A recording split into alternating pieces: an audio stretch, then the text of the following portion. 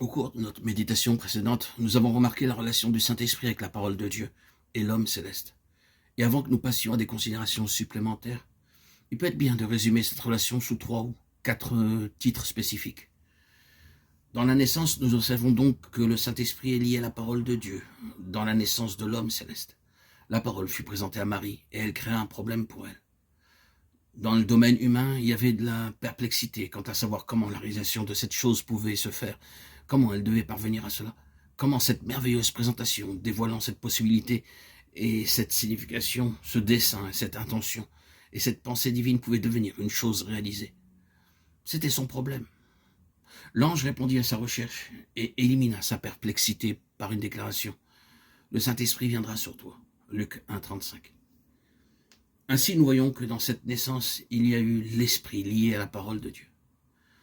Le Saint-Esprit n'a pas saisi la parole pour en faire une chose réalisée en Marie avant qu'elle ne soit engagée vis-à-vis de la parole.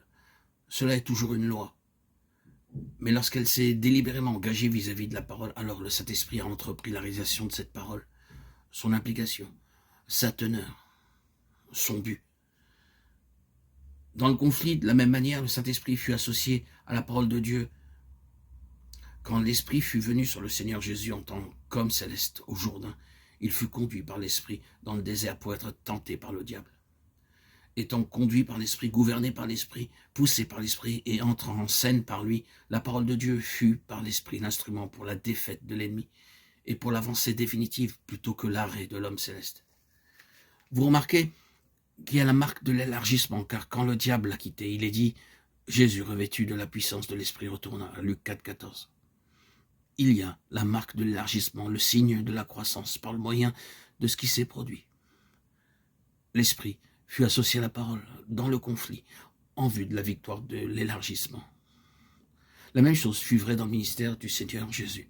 Les paroles que je vous dis, je ne les dis pas de moi-même, et le Père qui demeure en moi, c'est lui qui fait les œuvres. Jean 14, 10. Les paroles sont le résultat d'une activité incessante du Père par l'Esprit. Présentement, nous parlons seulement de Christ en tant qu'homme céleste, non pas de Christ dans sa divinité, en tant que Fils de Dieu, dans le sens le plus élevé. Dans son ministère, par l'onction, par l'Esprit du Père, demeurant en lui, il y a des activités qui se poursuivent en lui, résultant en paroles venant de lui. Mais elles ne sont pas de lui indépendamment du Père. Elles ne sont pas de lui en dehors d'une relation avec l'Esprit. Elles proviennent des activités intérieures et des énergies de l'Esprit du Père. L'Esprit produit les paroles parce qu'il opère dans la vie. C'est la raison par laquelle elles sont toujours des paroles pratiques, c'est-à-dire des paroles ayant un effet pratique. Or, cela est également vrai de lui corporativement. L'homme céleste corporatif est le résultat du même processus.